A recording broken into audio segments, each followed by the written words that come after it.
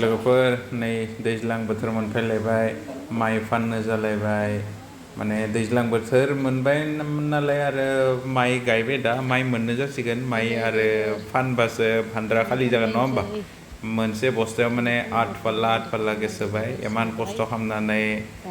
गायना हाना नाना लाबोनाय नुनाय गोरियाफोरासो एकदम फ्रियावनो दा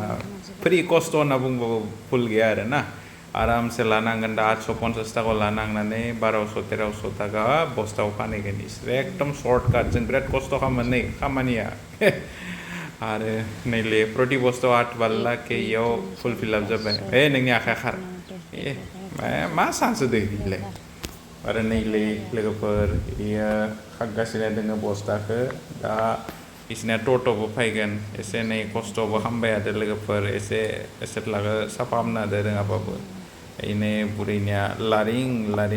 लाइन बर्तन ओंखाम संनाय नै लोगोफोर टट' मोनफैबाय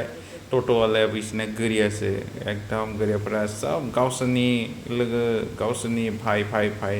गासैबो गावसोरनि हारिनिखौल' लाबो जोंनिया बर'निथ' बर' मिल गैलिया आरो थाइसे थाइनै बारा बिबानो फैलिया आरो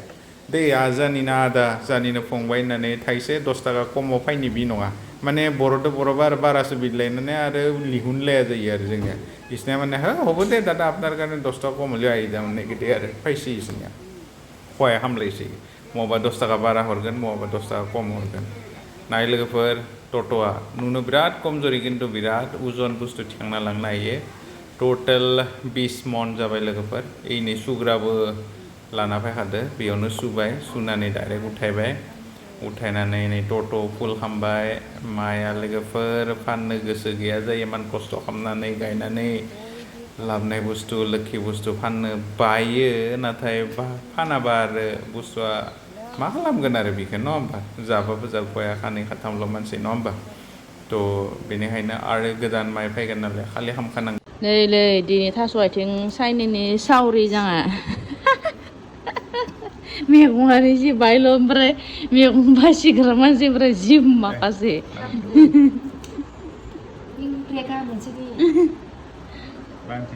खिथियाहाय इसोरखो आथिंनि नामथाल' नैलै थास' आथिं जागोन दिनै मेस्था गोखै होनो ना टेक्रा गुजि होनो टेक्रा गुजि होगोन ना मेस्था गोखै होगोन टेक्रा गुजिबा साला दां ओमफ्राय नै इथिं जाबो लोंहोलांदोबो जाहोलांदो लोंहोलांदो धंग्राखौबो लाखादो ओइथिं सैरासे साहा फुदुंना लाखादो अखायाबो दोमैलु हागोनसो ना हायासो ना सान्दौसो आरो जों लाफागोनलै सान्दुंआ लोगोफोर नैलै फुंनि बेसेबां जाबाय फुंनि 7टा बाजि लोगोफोर फुंनि 7टा बाजिनि सान्दुंखौ नुबाय नैलै दिनै फुङाव थाबनो उथिदो जोङो माइ भान्दारनिफ्राय माइ दिहुननानै बस्थायाव सोबाय सोनानै दायो लांनो थाखाय फैबाय फैनानै दा नै ओंखाम संगासिनो सेस जागोन गरम फिथा गुन्दै देखांबाय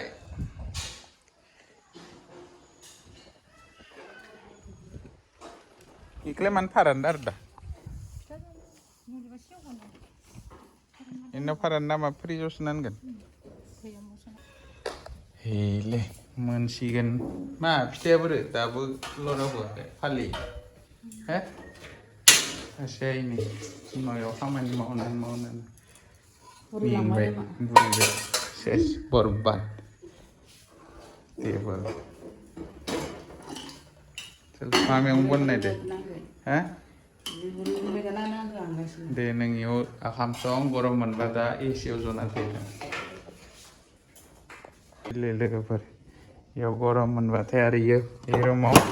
एसि लगायनानै दोयो नै जनो कारने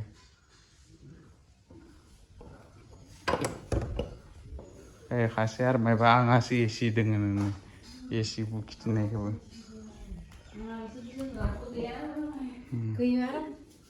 मा गैया रावाबो एसि गैया आरो आंल'सो दोङो दानना बुंदोंमोन दा इखौ बुजि आंहाल'सो एसे दोङ होननानैथ' खिथिदोंमोन र' खिन्थु आसोल बाथ्राखौ बुंनानै होबाय आरो बिमाया आरो मा बुंबावनो आरो देथला खिथिदो एसे दोङो होननानै बिमायानो स' खालामना होबाय आरो ना मा मैगं मा फलायदो न'आव थाव थाना आरो बायलायदो गैया जोब्बाय बताओ फोरानाखैना चलो ए माबाखौ लाबोनांगौ प्लास्टिकनि इखौ बथलनिया लस जायो 20 थाखा बारा एक्सट्रा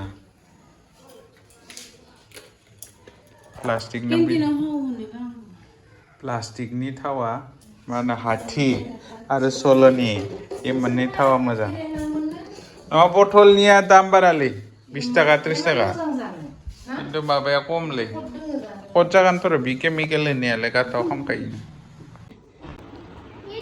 लोगोफोर जालायनोसै खुरलायनोसै हनै रायलायबाय थादो